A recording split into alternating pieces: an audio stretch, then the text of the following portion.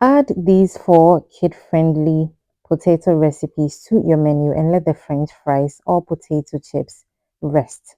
In today's video, I'll be showing you 4 other ways in which your family and your kids especially can enjoy potatoes. And they're very nutritious as well. So please stay with me and let's get the video started. If you're new here, hi, my name is Yasmi.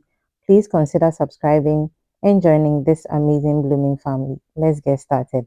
So for the first recipe, we are making what I want to call a potato omelette. It's a one-pan potato and egg recipe, which is very simple to put together, and I'm sure your kids and the entire family is going to love it. So I'll start by greasing my pan, and then I'll be going in with a generous amount of potatoes. So it's just Irish potatoes, which is uncooked and grated. Okay, so it's not cooked.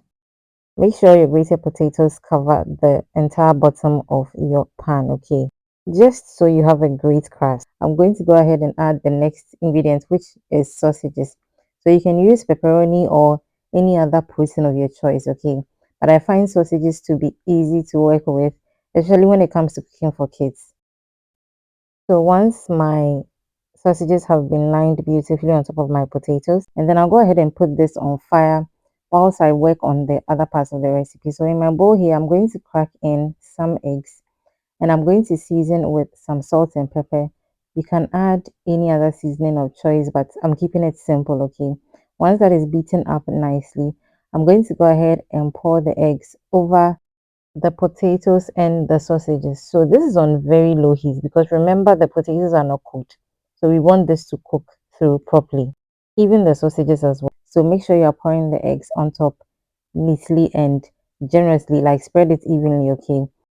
Now I'm topping up with some vegetables. So I used some tomatoes, onions, and then some carrots. You can use any vegetables of your choice, okay? And then once that goes in, I'm going to cover and leave it on low heat for about 10 minutes. And then your potato egg dish is ready. Look at how beautiful it looks. Eh? You're really going to enjoy it, trust me. So I'm going to serve it like the way you would pizza, okay? And this is so filling. Add some drink, beverage, porridge, whatever, okay, and then you're good to go. Now on to our next recipe, which I'm going to be calling the avocado potato egg spread or puree because we're going to be enjoying it 2 ways. So I have my potatoes in my saucepan. I'm going to cook this until tender, which takes about 7 to 10 minutes roughly, okay. So once that is cooked, I have 2 other ingredients which I'm going to add to this recipe and we are good to go. So my potatoes are cooked now. I'm going to set that aside and then work on my avocado. So these are soft, very mushy avocados. I'm going to be using just my fork to mash it until it's smooth or a bit smooth. You can use your food processor or your blender, whatever works for you to mash this, but this is a small quantity and honestly, there's no problem using the fork to mash it. You can also use a potato masher, that's fine. And then I'm going ahead to add my potatoes in there and they are soft. So of course I'm going to continue with my fork as well. But use a blender if you want this process to be quick for you. And honestly it's by choice, okay. So once that is also mixed together properly, I'm going to go in with 1 egg yolk. Of course, the measurements are not set in stone. So use however much quantity you want because it's your food as well. And then you know how many people you're making this for, okay? So mix very well until all is nicely mixed up properly. So the first way your children or your household can enjoy this mash is by using it as a spread on bread. So let the Nutella or chocolate spread or jam, whatever, rest, okay? And try this as well. It's a very nutritious alternative, and I'm sure your family is going to love it. You can also toast or use your sandwich maker to slightly toast the bread and you're good to go. I'm sure they're going to enjoy it. Sprinkle a bit of salt on it if you're like me and cannot do without salt on avocado, okay? And then you're good to go. Enjoy it this first way. Now let's move on to the second way you can enjoy this. For the second way, I'm looking out for my babies, okay? So this is the mashed mixture we had earlier. So I'm loosening it a bit with some water. You can add their milk, okay? And then mix it together until it's very smooth and then feed your baby with it. So probably 6 to 9 months or even beyond is fine. Okay, this is very nutritious and healthy, and I'm sure they are going to enjoy it as well. If your baby is somewhat adamant and does not like the taste of, I would say, not sweet purees, you can add a bit of banana in there and you're good to go.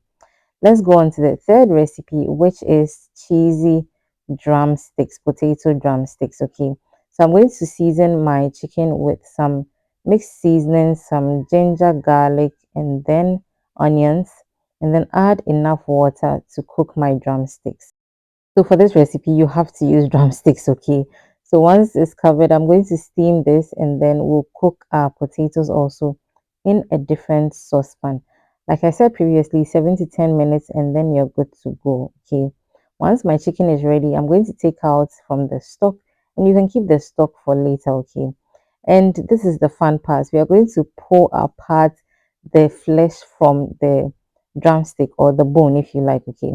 I don't like the chicken skin, so I'm going to throw that away. But if you do like it, don't worry, add it to the recipe, okay? Then repeat the process for the rest of the drumsticks. But please don't throw the bones away, okay? Keep it because that's what we are going to use to mold the recipe. And after the children finish eating it, sure, they can chew on the bones, but for now, do not throw the bones away. So now that is done, we're going to go ahead and cut our chicken into smaller bits, okay? Because for the next step of the recipe, you need it to be in some small bits and pieces, okay? So do not skip this step.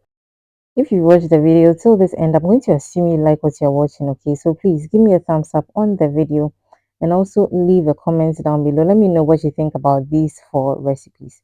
Now here I have added my mashed cooked potatoes, my shredded and chopped chicken, my vegetables, which are the carrots, green pepper, onions, and then mozzarella cheese. I'm going to go ahead and mold into my drumsticks.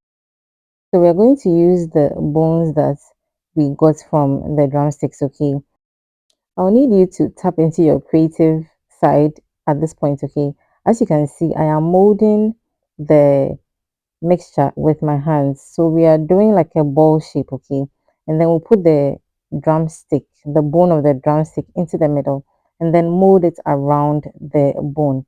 So we are trying to create the shape of the drumstick, if that makes sense. Yes, so as you can see, I've molded it beautifully. I'm going to go ahead and finish doing it for the rest of the bones and then we'll go ahead and coat our cheesy potato drumstick. Before we fry these beauties, let's go ahead and visit our breading station. So I'm going to first of all coat with some all-purpose flour and then I'm going to coat as well with some eggs, but I added just a bit of salt to the egg so the coating is not tasting bland, okay? So once it goes into the eggs as well, the next step is also to coat it with the breadcrumbs. So I have the recipe for the breadcrumbs on my channel. I'll also leave that link in the description box, but I also leave individual links for these recipes in the description box as well, okay? So once the coating is done, you go ahead and fry the cheesy drumsticks, okay? Look at how beautiful they're looking. Once they're golden brown, take it out of the oil and then you're good to go. This recipe is best enjoyed warm because of the cheese, so that like the cheese will be stringy for you to see. That's the excitement about this recipe, okay? Please don't eat it hot. Don't let your family eat it hot, okay? Yes, so I'm just going to open up one of this so that you see what I mean by it's enjoyed warm. Ah, okay, okay, okay. You get so please, this is another recipe you can add to your potato menu so that you can let your French fries and or your potato chips rest.